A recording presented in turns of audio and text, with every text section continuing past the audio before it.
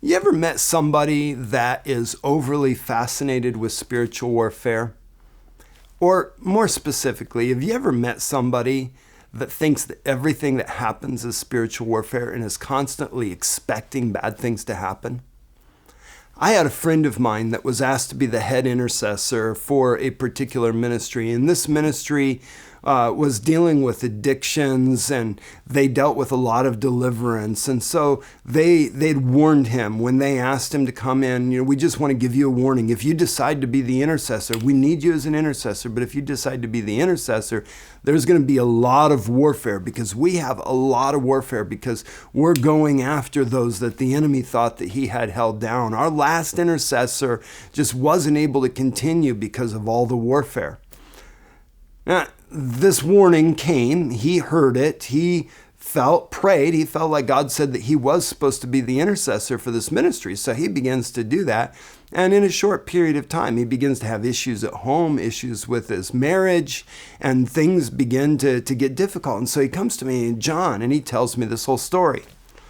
And I said, well, got a question for you. You expected there to be warfare when you took this on, right? And he goes, well, yeah, I did. I said, well, that's your problem.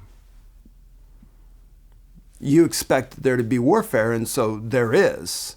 How about this? How about you expect there not to be warfare? Actually expect the power of God to be bigger than the warfare. Instead of expecting bad things to happen, expect good things to happen because you're being faithful.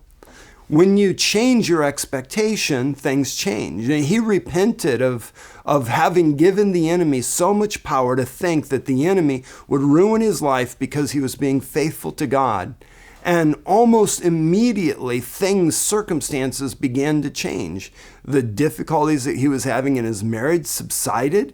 The other issues that he was having, that there was an immediate change because he changed his mind. His expectation went from an expectation of the enemy bringing bad to an expectation of good.